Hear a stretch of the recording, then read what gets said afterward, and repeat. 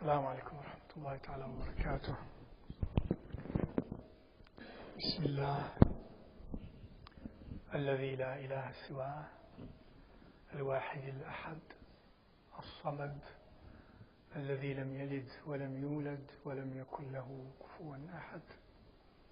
والحمد لله حمدا كثيرا طيبا مباركا فيه، حمدا يليق بجماله وجلاله وكماله في جماله وجلاله، حمده بجزيل نعمائه، والصلاة والسلام على أشرف أنبيائه سيدنا مولانا محمد الطيب الطاهر الصادق الأمين الرسول المبين المبعوث رحمة للعالمين، وعلى آله الطاهرين الطيبين وأصحابه الغر الميامين التابعين لهم بإحسان إلى يوم الدين. اللهم اجعلنا منهم آمين. First, is there any question from what we have covered of different topics, and especially the topics we're discussing up to last week? Is there any question, anything was not clear, or do you have any questions that developed from what you have studied here? Khair, inshallah. Tonight's session, inshallah ta'ala, we shall ponder and reflect on few things, bi-idhnillahi ta'ala. Let me begin by an ayah of the Quran, as Allah subhanahu wa ta'ala says, وَأَمَّا مَنْ خَافَ مَقَامَ رَبِّهِ وَنَهَى النَّفْسَ عَنِ الْهَوَى وَنَهَى النَّفْسَ عَنِ الْهَوَى فَإِنَّ الْجَنَّةَ هِيَ الْمَأْوَى. In which surah this is?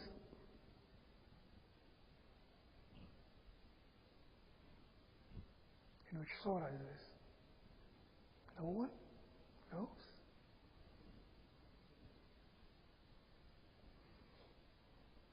النازعات غرقا وأما من at the end of it, وأما من خاف مقام ربه ونهى النفس عن الهوى فإن الجنة هي المأوى. وأما من خاف مقام ربه, as to the one who entertains the fear and fears مقام ربه, the moment to stand and the standing moment and the condition of standing in front of his Lord. The person who fears that state, that maqam, which we will all go through. We will all be held to account. We will all, in a way or another, stand to be judged, to account for the way we lived our lives, the way we thought, the way we felt and allowed our feelings, the way we spoke, the way we acted, the way we reacted in privacy, in public, in important matters, in minor matters, in family matters, in social matters, in economic matters, in financial matters, in family matters, in social matters, in political matters, in scholarly matters, in fatwa matters, in ilm matters, in all matters. We will stand to account in front of Allah. The person who fears that moment and lives in awareness of that moment and in reverence and veneration and fear of that moment, which we'll all go through, and من خاف مقام ربه, and therefore ونهى النفس عن الهوى, and forbade the nafs against hawa, controlled his own nafs, disciplined his own nafs, prohibited his own nafs from indulging its own hawa, from going along with its own hawa. Those who do that, constantly doing that and monitoring their nafs and the Hawa of the Nafs, and not allowing the Hawa of the Nafs to lead and to guide and to demand and to be obeyed, those who do that, فَإِنَّ الْجَنَّةَ هِيَ الْمَأْوَى, then the abode for those is Jannah. The abode of those is Jannah. Now, خَافَ مَقَامَ رَبِّهِ, one who fears the maqam of his Lord, that I think we have understood, to stand in front of Allah Azza wa Jal, to account for everything as we mentioned. And what is Hawa? وَنَهَى النَّفْسَ عَنِ الْهَوَى, and then forbade and prohibited and did not obey the Hawa of the Nafs. On the contrary, he or she or they monitored that, they controlled that, and they denied the Hawa of the Nafs to the Nafs. What is Hawa? We hear this word, of course, a lot in our Islamic discourse, but what is Hawa? Who can tell me what we understand by Hawa? Excesses, greed, own desire. All of these are examples, some of them correct, some of that not so correct. So far, what else? Yes. Intellectual inclinations. What's wrong with intellectual inclinations?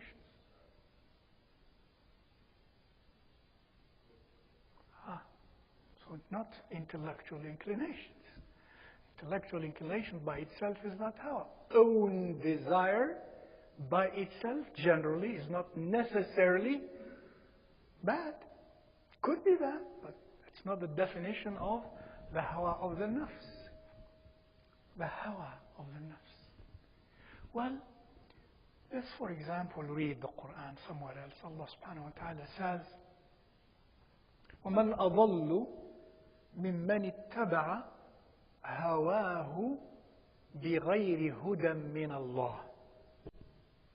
وَمَنْ أَضَلُّ مِمَّنِ اتَّبَعَ هَوَاهُ بِغَيْرِ هُدًى مِّنَ اللَّهِ. Who is worst in loss? Who is worst of those who are lost? أَضَلُّ, than the one who follows his own hawa بغير هدى من الله, without huda from Allah Azza wa Jal, without guidance, without a path to take from Allah Azza wa Jal. Now this ayah, what do you draw from this ayah pertaining to hawa? To help us define it better. Yes. From the verse here.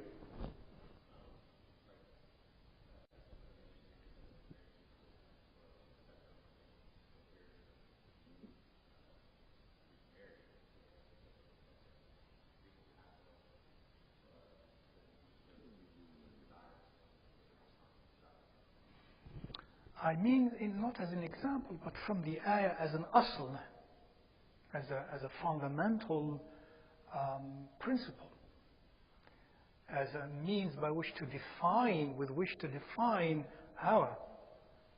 What do we draw from this ayah? Yes.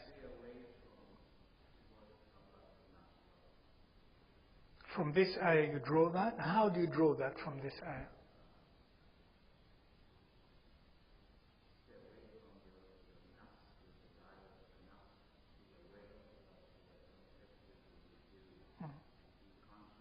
No, that's true. But from just now we want to define hawa. Well, in this ayah, two things are said. You see, they are juxtaposed. What are the two things that are juxtaposed? No, I won't.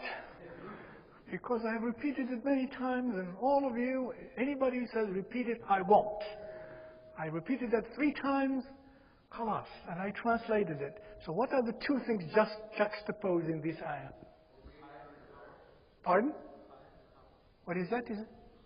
I didn't mention the word khayr in this ayah at all. What is mentioned in this ayah? Huh? Huda and juxtaposed and what? No, the word Hawa. These are the two words that are juxtaposed. Hawa and Huda. Hawa and Huda. And he says to you, those who follow their Hawa without Huda from Allah. Therefore, what is he saying logically? Khalas, that's simple, logical conclusion of logical textual analysis. This, from this ayah, juxtaposed here the two words, Hawa is antithetical to Hudan min Allah. My Hawa and Huda min Allah, if it is Hawa, they cannot be together. So Huda is always in dispute, is always in contradiction, in disagreement, in discord with Huda min Allah. Therefore, my own desire, intellectual inclinations that are not consistent with Huda min Allah, that is the Hawa that is talked about. Hawa. Allah says somewhere else, if you find many places in the Quran, this is done, this juxtaposition. إن يتبعون إلا الظن وما تهوى الأنفس. In which surah is this? These are surahs that many of you should know because this is the last part of the Quran. إن يتبعون إلا الظن وما تهوى الأنفس. They follow but conjecture, and what the selves follow, what the selves have hawa of, تهوى الأنفس. Now, because I thought you knew this ayah also, I was going to tell you, continue. If you continue the same ayah, what does it say? وَقَدْ جَاءَهُمْ مِنْ رَبِّهِمُ الْهُدَى. وَقَدْ جَاءَهُمْ مِنْ رَبِّهِمُ الْهُدَى. While there truly has come to them from their Lord Huda. So they يتبعون ما تهوى الأنفس and not الهدى من ربهم. So Allah also is juxtaposing what? Hawa nafs and Huda. And therefore again, Hawa is opposite to Huda. They cannot be the same, they cannot be together. So our Hawa, when we say this is Hawa of the nafs, one is following his or her Hawa, it is always that which, and I would say more, I would say a lot more inshallah, that which we incline to intellectually, ideologically, opinions, views, we incline towards those, we argue them, we are even sometimes some of us sure about them. We say, we defend them, we uphold them, yet upon serious investigation, they are not consistent with the Huda from Allah. They're not consistent with the Huda from Allah. Now, the Huda from Allah has come to us through what? The Quran. And the Quran it is guidance, it is? Yes? It's, what is it? Revelation. What's in Arabic? Tanzil, yes? Or Wahi.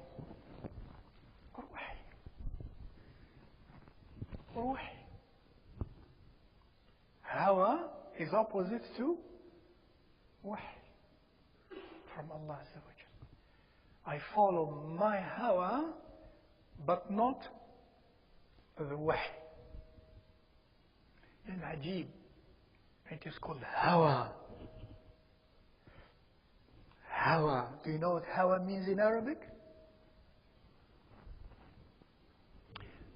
Pardon?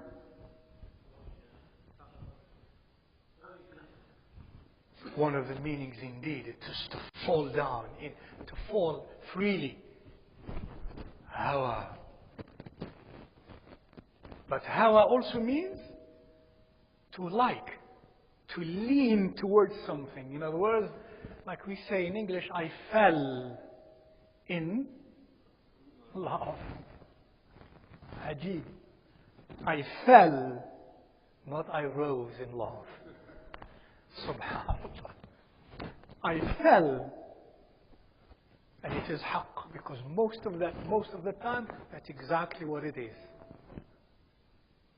Falling. And the word in English, love, doesn't have it. Many words are for love in Arabic, of which is al-hawa. And hawa has also the meaning in the Arabic language of falling. Falling. And Allah mentions that also usage in the Quran. In Surah, I think Al-Hajj. Giving the example of those ومن يشرك بالله فكأنما خر من السماء فتخطفه الطير أو تهوي به الريح في مكان سحيق. That the person who follows his hawa is like one who falls freely from the sky. كأنما خر من السماء. كأنما خر من السماء. The person who commits shirk, and shirk is following the ultimate, most terrible example of following hawa. The person doing that is like one falling from as-sama. فَكَأَنَّمَا, like one falling freely in the skies. فَتَخْطَفُهُ الطَّيْرُ, snatched by birds of prey, or taken in that fall away by the winds.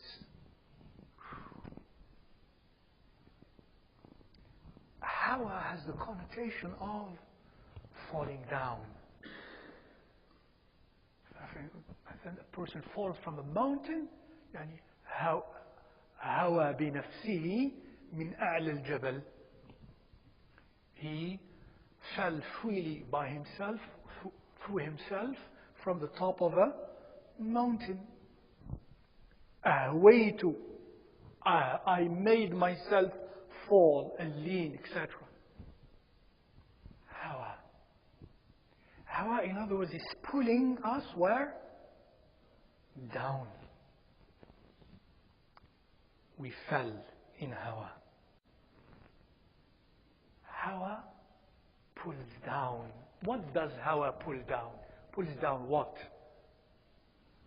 The nafs, the heart, the mind, the emotions, the noble feelings, the noble mind is trapped, is lowered.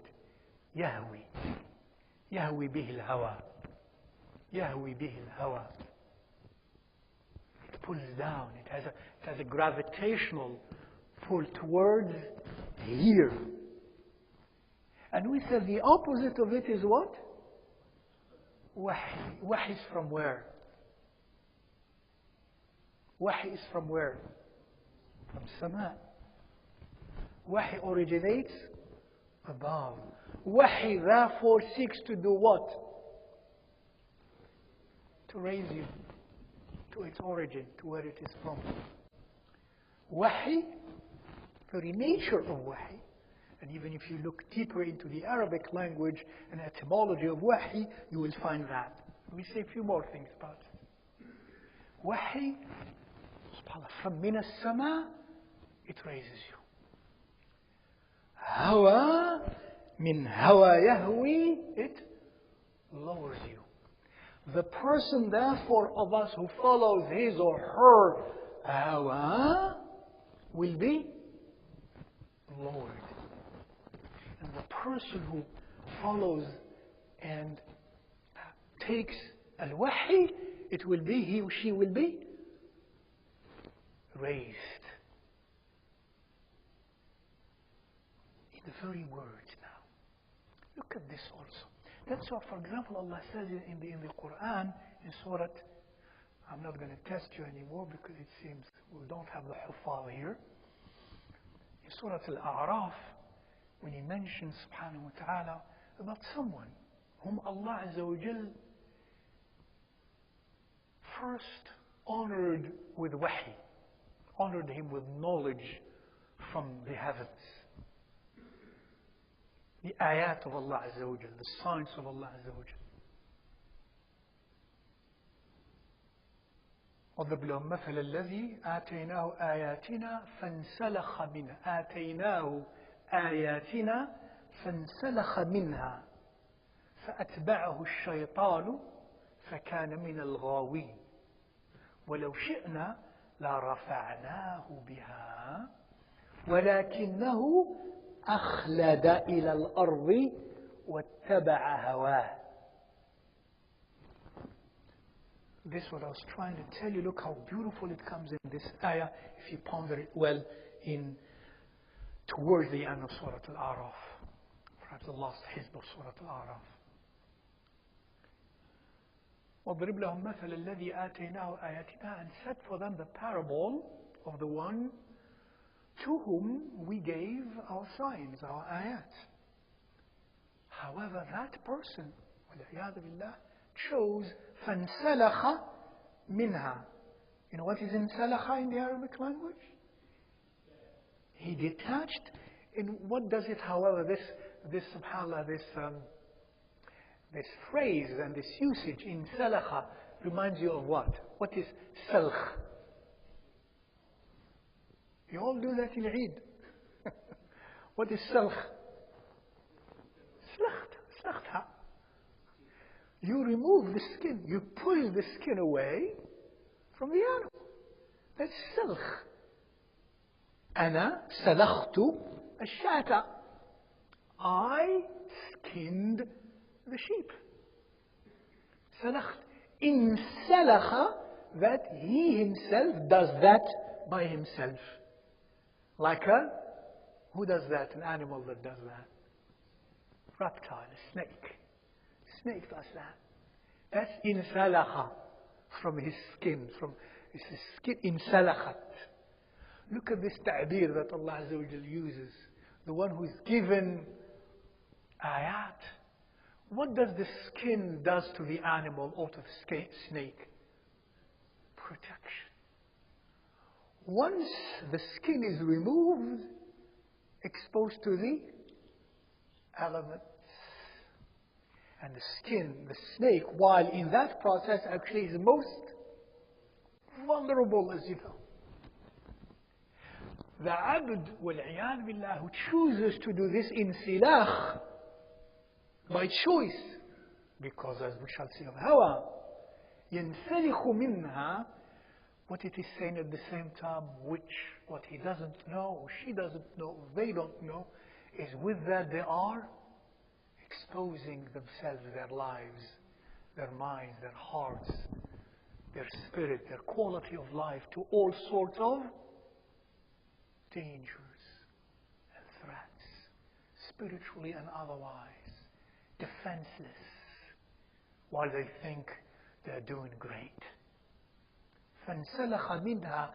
Therefore, فأتبعه الشيطان فكان من الغاوين. When he did that, then the guard is gone, shaitan follows him, pursues him,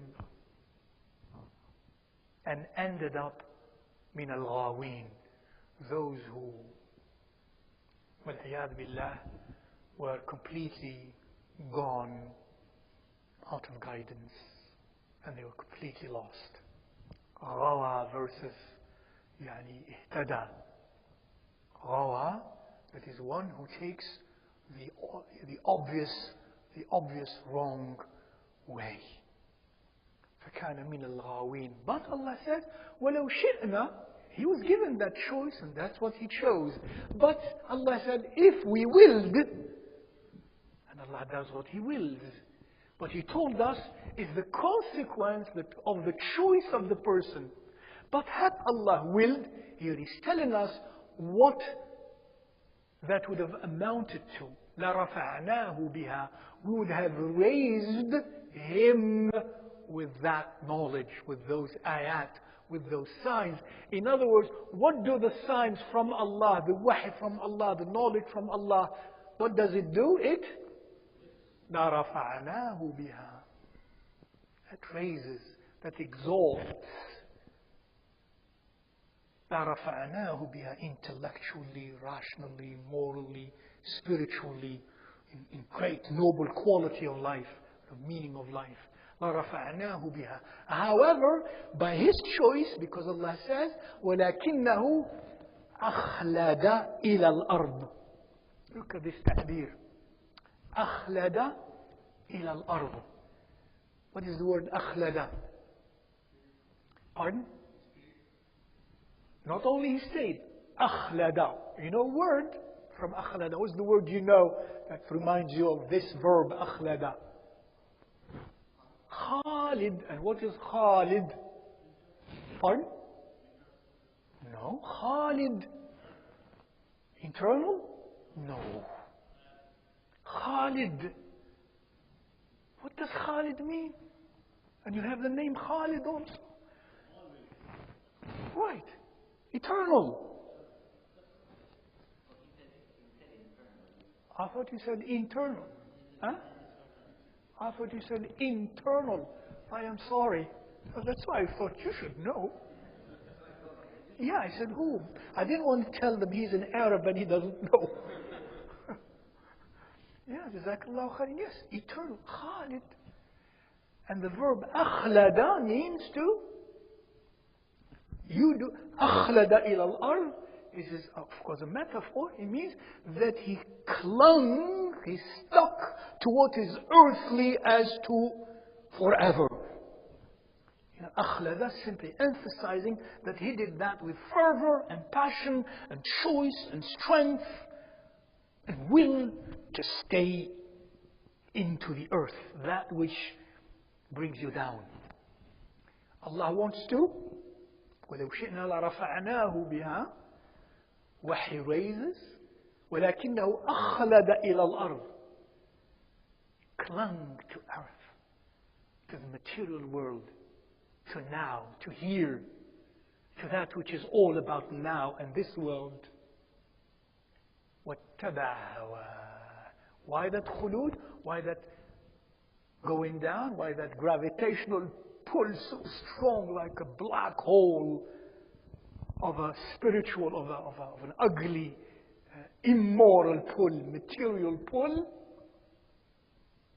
Because of Hawa. وَاتَّبَعَ هَوَاهُ. He followed his Hawa. And that's what Hawa does. Hawa lowers. Hawa lowers. Hawa keeps us here. Does not allow us to rise. Hawa makes us very dense. Very, very dense. Therefore, strongly pulled down. And Wahi makes us light. When you're light, you rise. Subhanallah. That's why Allah does not want us to follow the Hawa, the antithetical feelings and emotions and drives inside of us, antithetical to Wahi, to Huda. Subhanallah. Some ulama mentioned this, I read it somewhere. They observed, or was it mine? I don't remember.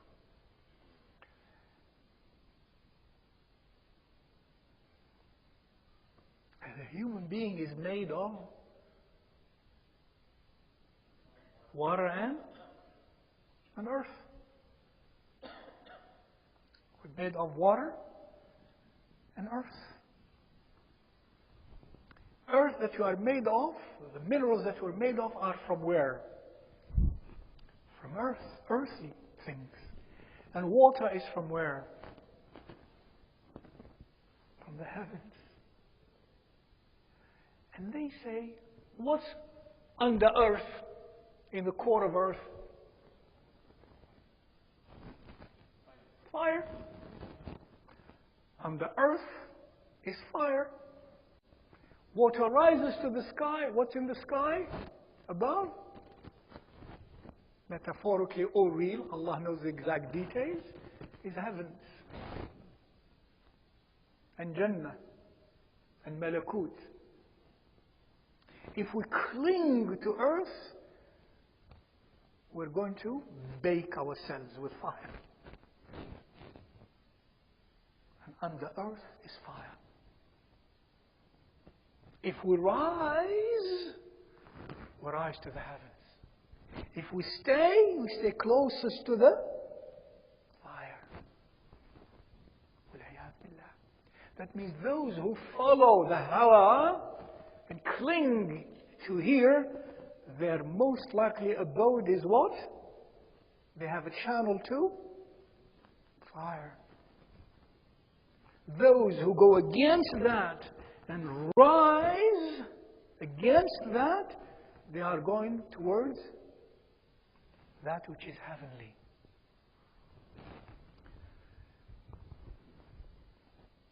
Note the following, subhanallah, may Allah help us all. What do you think this subtle beauty, the subtlety is in the following? What is the subtlety in the following? We are human beings made both of earth and water, minerals and water. We are mostly what? What? 60? No, it's not 60% water. Much more than 60% water. Much more. We're mostly water. We are mostly water. We are mostly water. What does it say in a subtle way? We're mostly heavenly. And plus, yes, where did we originate? In the heavens, in Jannah. Not only that, what it is also subtly saying?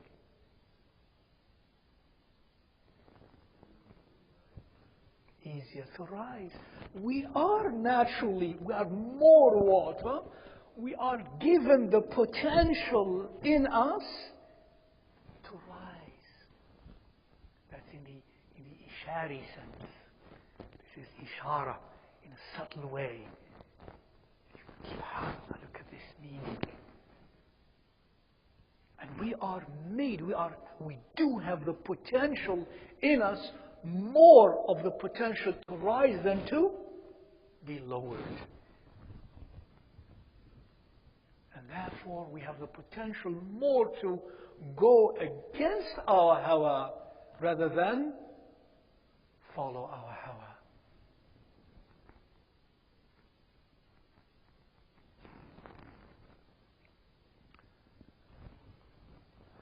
SubhanAllah. Following Hawa. Well, they say sometimes this. One who follows his own shahwa versus one who follows his own hawa. You know the difference between shahwa and hawa? Both are of the nafs. Both are of the nafs, the self. What is shahwa of the nafs versus hawa of the nafs?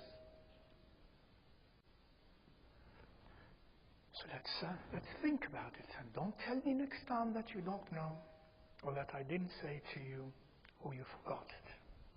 It's good, alhamdulillah, may Allah reward all of you to learn and to be here. May Allah Azza wa Jal teach us all, but better it is to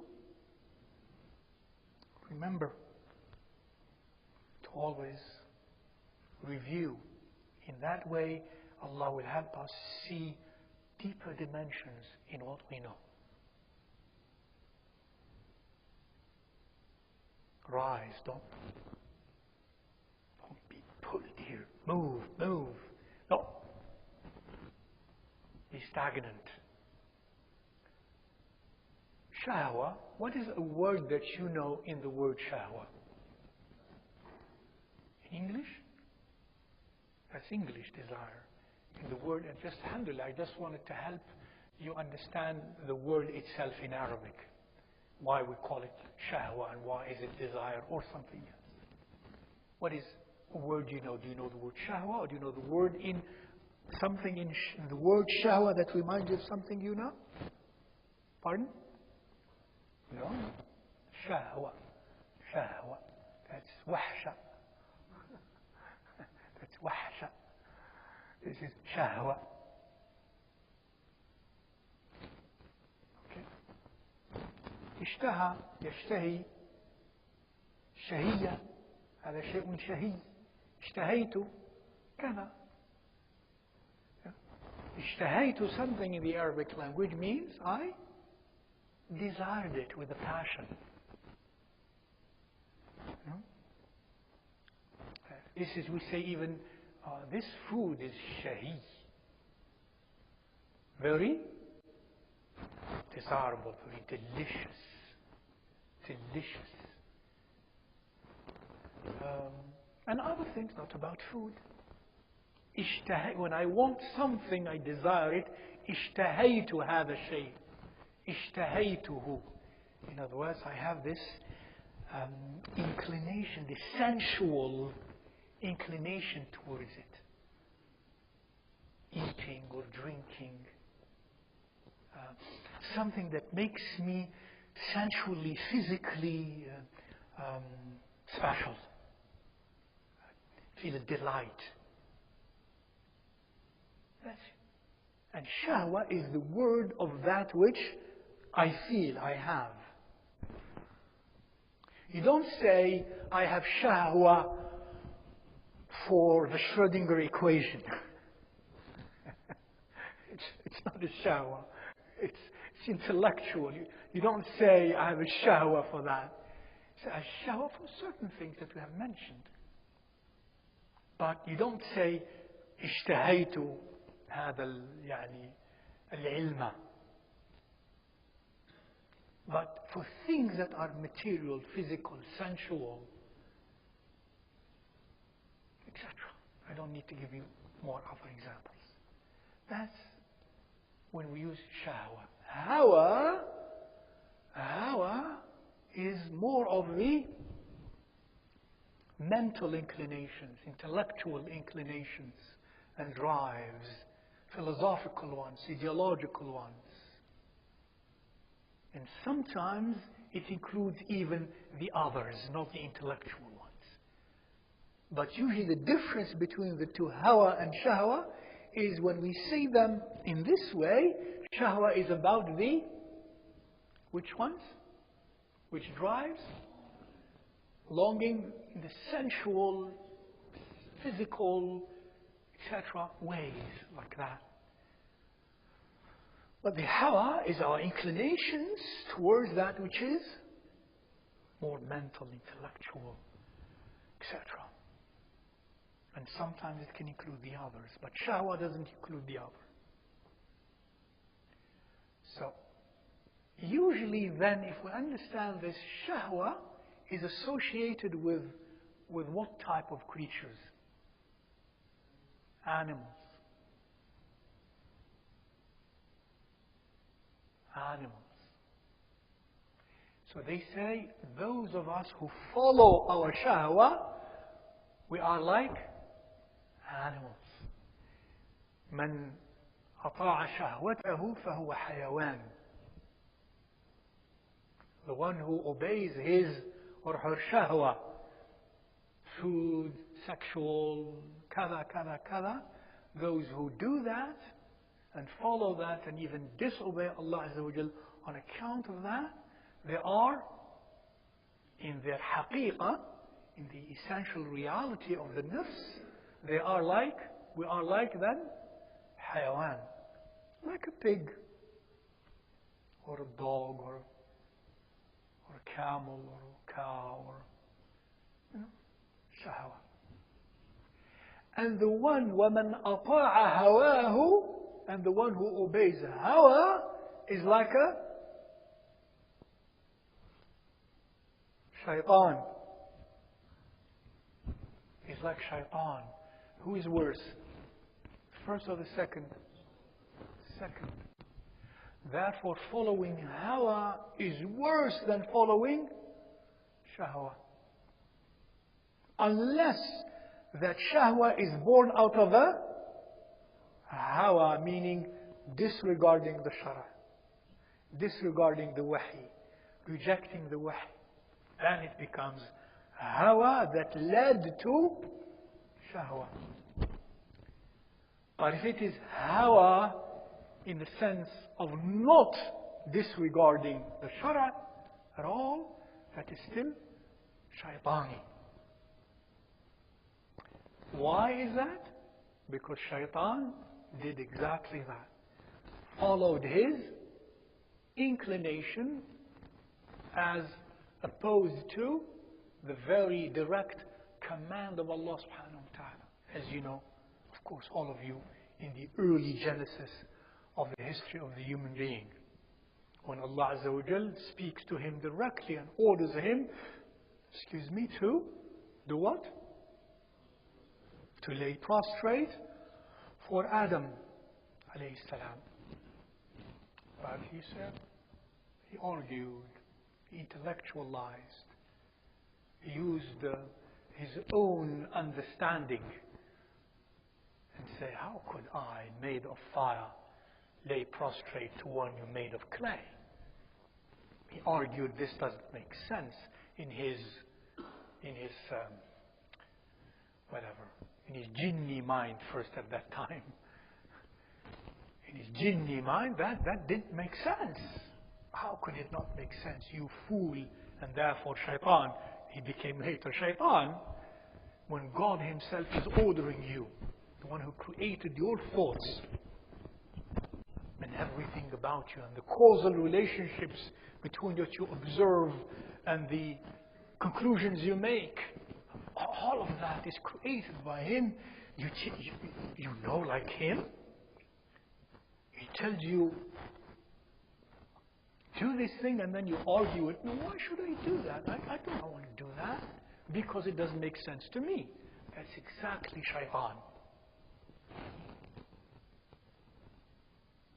And a human being who does that is like shaitan. And the worst of the two is, of course, the one who follows Hawa is worse than the one who follows Shahwa. Shahwa is like an animal, low animal, and Hawa is, following Hawa is, wal-iyadu billah, like the worst of creatures, shaitan, wal-iyadu billah.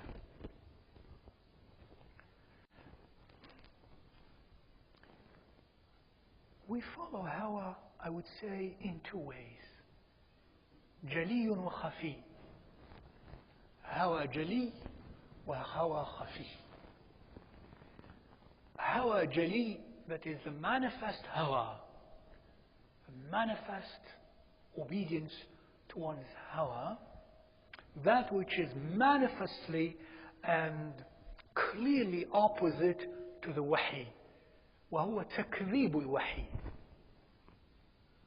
When one human being endowed with, we call intelligence, and mind, and reason, and rationale, assuming the person is sane of mind and not crazy and not sick and so on and so forth, and she or he makes the choice of denying the wahi, denying divine communication, denying divine revelation. Takdeeb. This is, I don't accept this. I don't like this. When it is definitively proven to be from Allah Azza wa Jalla. Wahi. That is takdeeb al-wahi. That is kufr, of course. Why? Because of hawa. Because one made the choice between his or her inclinations, analyses, interpretations, understandings, perceptions, conceptions, etc., in accordance to the level of his high or low intelligence as he views it, and made the decision to follow that instead of accepting the notion of al-wahy. That's takdeeb, that's the ultimate. This is manifest, outward, deliberate, plain, naked Hawa. And this is the worst. And there is Hawa within the belief in God. Let's speak as Muslims. Within the belief in Allah Azza wa Jal, there is ittiba'u al-hawa. The second one, which I would call al-hawa al-khafi, the latent Hawa, latent, khafi, like,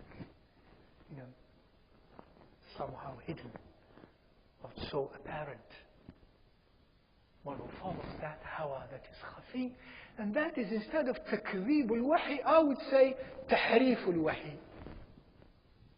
Meaning, yes, I accept the wahy, so one is safe from al-hawa al-jali, but then I spin the wahy in accordance to the state of my mind and my emotions. I spin the wahy, I interpret it, I understand it, I argue it in accordance to what I am inside. That's latent Hawa. What are examples of that? Examples of that, for instance, in the Quran there is mutashabih and muhkam. You have heard these terms? Similarly in the Sunnah of Rasulullah sallallahu alaihi wasallam. Mutashabih versus muhkam, juxtaposed, two opposites. Muhkam meaning that which is definitive, conclusive, does not allow for more than one possible interpretation. Clear, obvious. Muhkam.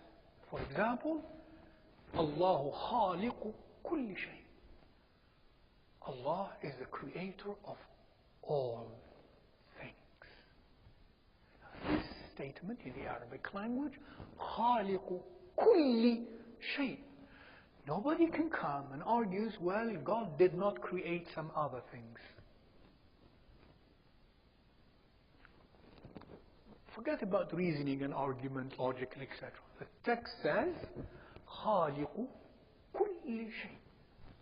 Created, creator of everything. And the logic of the language says that كل شيء is what we call لفظ عام. Is a word, is a lafz that is عام, that is general, and contains in its set everything that can imaginably or really belong to a thing. And that is basically anything except God Himself is a creation.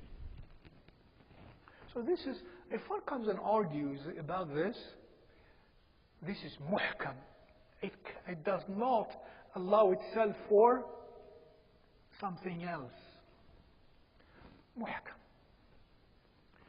That, for example, salah, the 5 daily salawat are obligatory.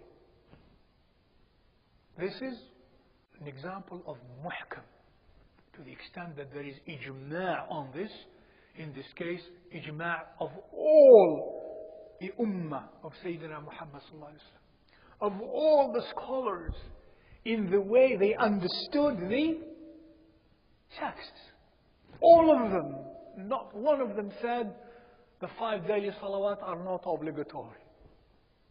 This is muhkam. Mutashabih is something else. Mutashabih has many reasons. We're not going to go into those details for now, but as an example of mutashabih, which sometimes people don't pay attention to, is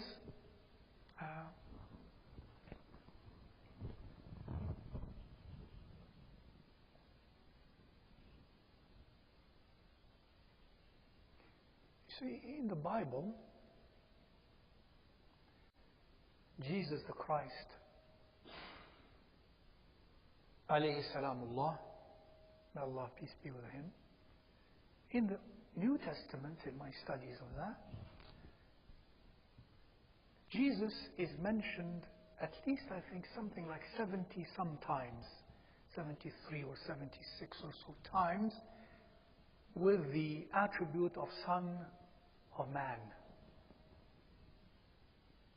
Son of Man.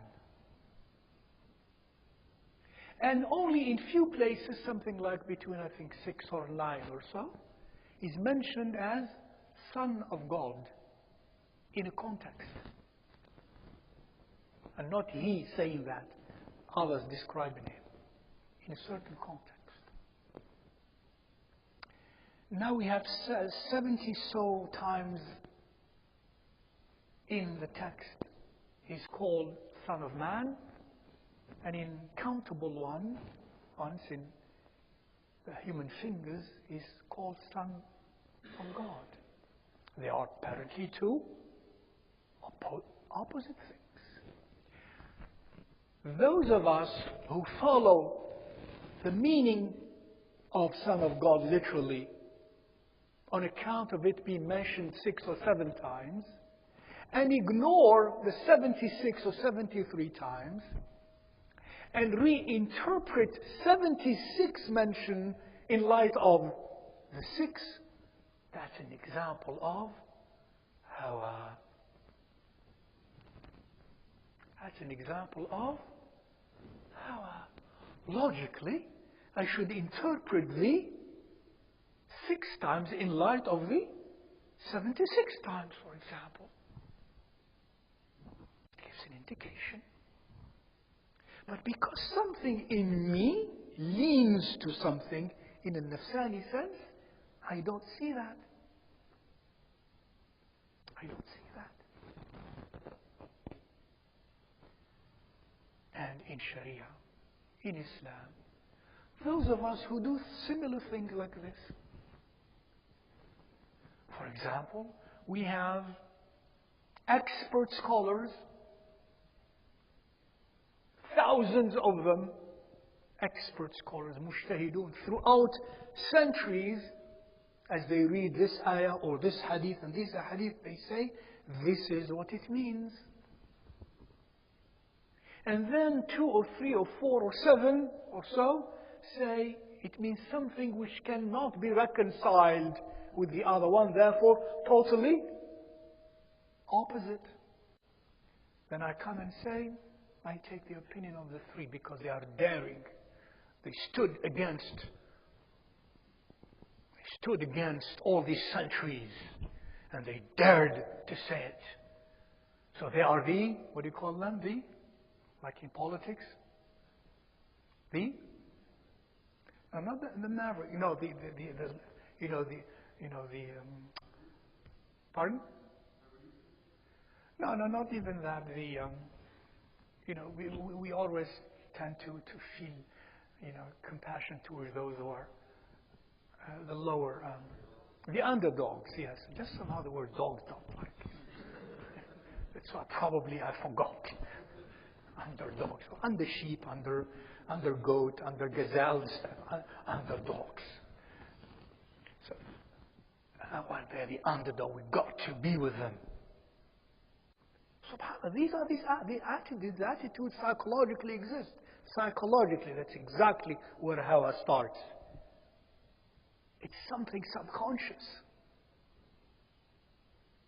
Something yet that does not have anything to do with rationale and logic and proof and evidence and realism.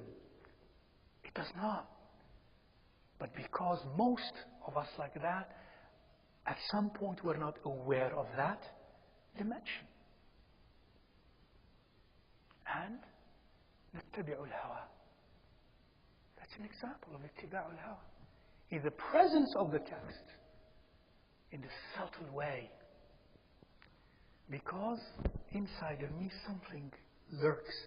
You've heard, for example, in these postmodern times, when somebody says, I'm a Muslim, and says, nowhere in the Quran, and he says, I read the Quran, claims maybe to memorize a lot of Quran, it says the Quran does not forbid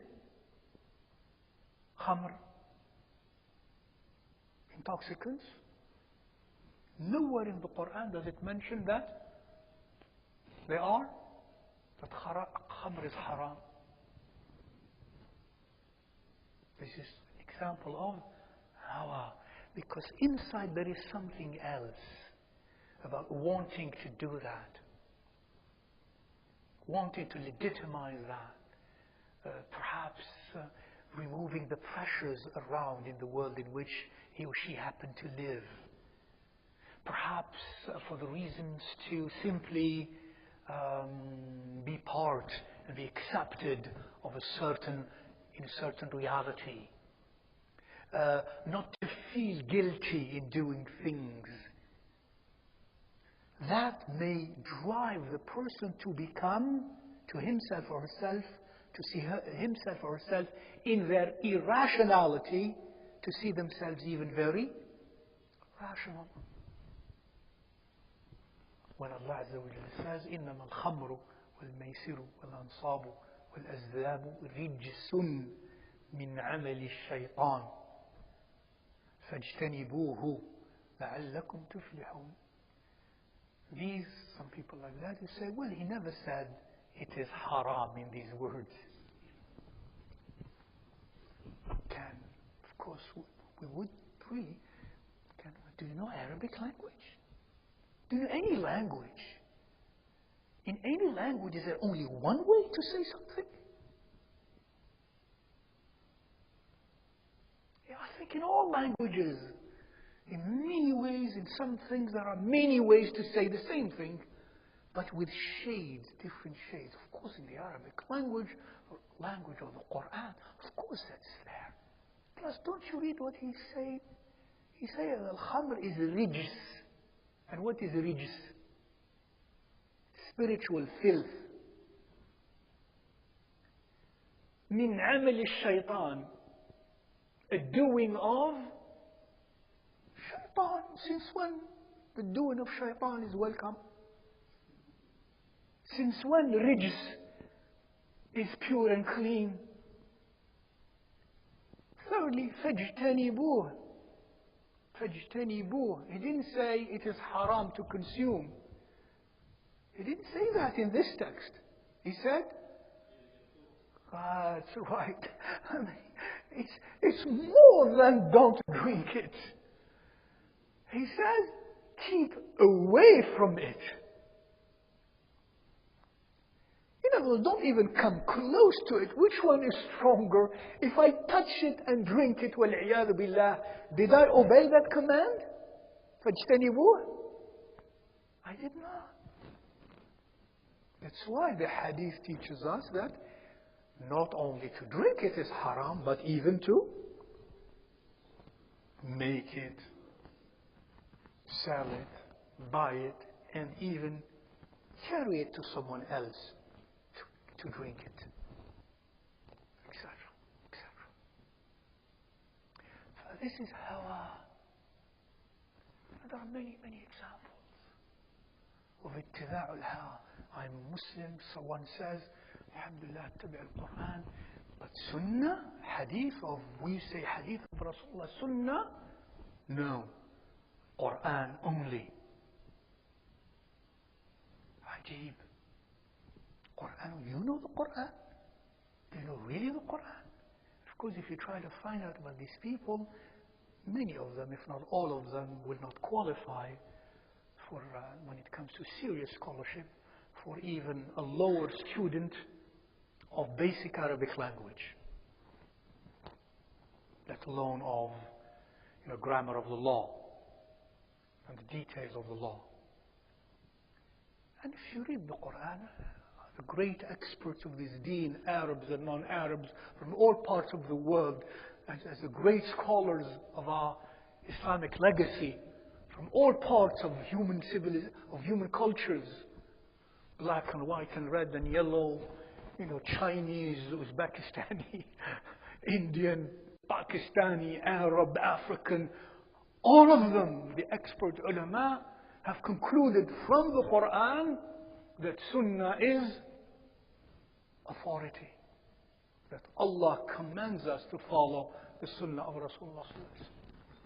And the texts are innumerable.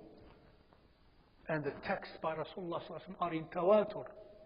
So a person who against that follows his or her own inclinations and understandings and conceptions and what he conceives or she conceives of, in this case, that's an example of Hawa. وَالْعِيَاذُ بِاللَّهِ. So this is Hawa Khafi versus Hawa Jali. Hawa Jali is تكذيب بالوحي. وهوى خفي, if you will, is تحريف للوحي. One is تكذيب, one is تحريف. In other words, not giving to it the proper, the logical outcome that it requires from the language itself and the logic of the language and the logic of the law. هذا اتباع الهوى والعياذ بالله. And the worst of crimes is اتباع الهوى. As we said, worse than اتباع الشهوة alone. Worse than that. Worse than that. Much worse than that. والعياذ بالله. Because hawa, in this sense, may lead to ultimate kufr. Very quickly. And quicker than one obeying shahawat. As they said, al-ma'siyatu baridul kufr. Al-ma'siyatu baridul kufr. Al-ma'siyatu, you know what ma'siyah is? Right? Barid. What is al-barid? Post. Right? Al-barid, darul barid, post office. Al-barid. So I send you a message, barid, a letter through the barid. Baridul kufr. Now, what do you think it means? Ma'asiyah is baridul kufr. Pardon? What? The address of kufr. Again, you say words I don't hear, and I think the address of kufr. Yeah, not bad. Yeah. Accelerate. It's like when a postman comes to, he brings you the letter, the message. He's also al-barid. He brings you al-barid. But you can say metaphorically, the person is also called al-barid man. Ma'asiyah, therefore, brings you kufr. Al-barid is the postman of kufr, the post-person of kufr. Meaning, when one is committing ma'asiyah, the message is telling you, kufr is coming. If you continue, kufr is coming. Now, having said that, which one is worse? Major sin or minor sin? Major sin. Therefore, which one brings kufr faster? Major sin. And hawa is major relative to shahwa, or which one? Or shahwa is major relative to hawa? Hawa. Therefore, hawa would drag quicker to kufr than possibly shahwa. May Allah Azza wa Jal protect us all. Finally, my dear brothers and sisters, that's why it is said SubhanAllah. When one of our scholars and saints, I think it was Muhammad ibn al-Murta'ish, rahimahullah ta'ala, I think it is he, when he was told that we have seen this person, mentioned his name, walk on water. We have seen him walk on water. These things have happened. Either karamat or istidrajat. Either karama or istidraj. Either karama from Allah or istidraj from Allah for a shaitani person, an entrapment. So when he was told, this alim wali, that this man walks on water, he saw him walk on water, he very calmly said, very calmly said, he said, for me, that person would control his hawa, would have command over his hawa, is greater than he walking on water.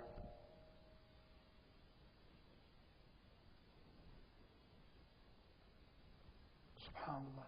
These are the masters of mind and the most transparent souls. This doesn't impress them. When he knew that, this is his response, and he was probably one of those who had Allah granted karamat. But he said, that's not what's important. Because that sometimes can be given to a shaitani person. He says, for me, that person has command of his hawa is greater than he walking on water.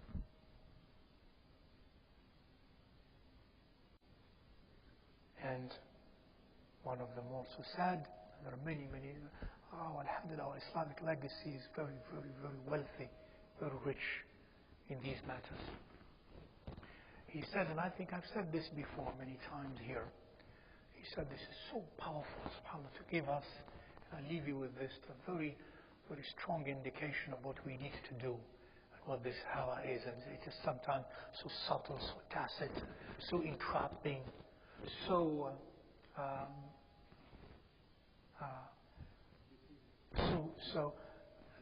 deceiving, so not so apparent, not so obvious, deluding.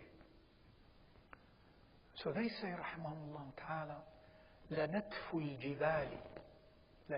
الجبال بالأظافر أهون من مخالفة الهوى إذا ما استقر في النفس. Says, sculpting mountains. Do we have an example of sculpting mountains? This was said centuries ago, before any mountain was sculpted. Which mountain was sculpted? You don't know? Yes, you're in America. You're Americans here. Oh, what's going on? Mount Rushmore. What was sculpted on Mount Rushmore? The 4 early presidents. Oh no, Abraham Lincoln, he was there too. They sculpted mountains. But how did they do that? Did you see the documentaries on that? Oh, tools, and it took years of working, design, and incredible work. So look, so sculpting mountains has happened. But he said, rahimahullah ta'ala, subhanallah, sculpting mountains with your own fingernails is easier than opposing your hawa if it has entrenched itself in your nafs. Sculpting mountains with your own fingernails is easier than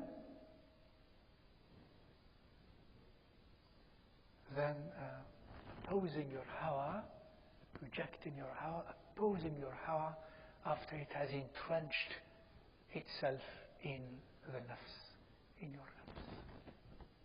That's why we understand the ayah we started with. The abode of the one who stands against the Hawa is no other thing than Jannah. وَأَمَّا مَنْ خَافَ مَقَامَ رَبِّهِ وَنَهَى النَّفْسَ عَنِ الْهَوَى فَإِنَّ الْجَنَّةَ هِيَ الْمَأْوَى.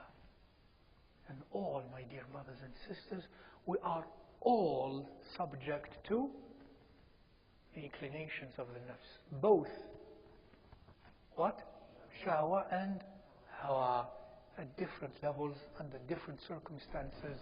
And shaitan never desists from stirring the nafs to indulge its shahwa and its hawa.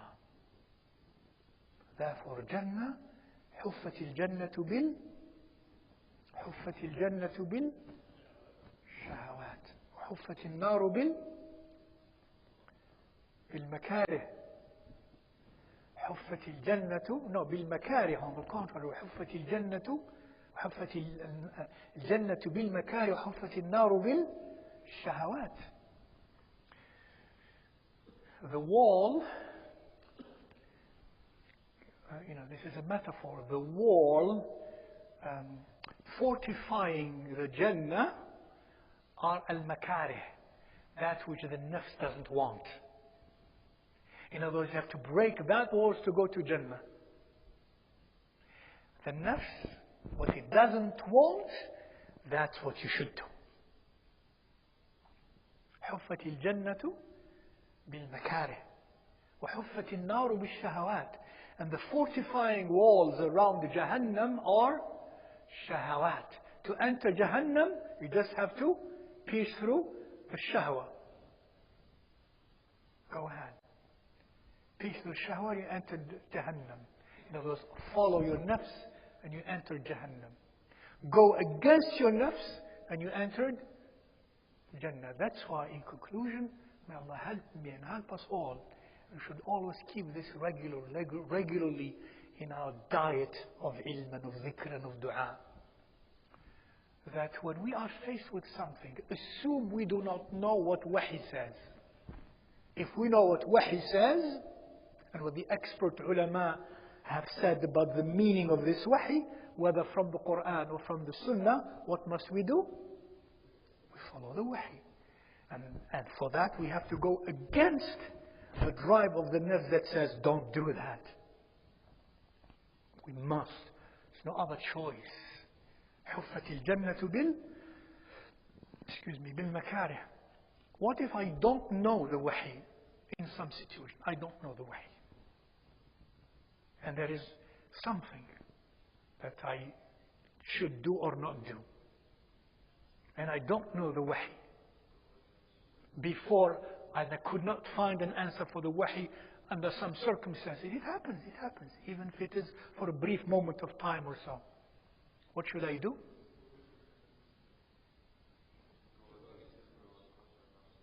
Exactly. Of the choices I have, that which I want, I should not do. I want meaning in a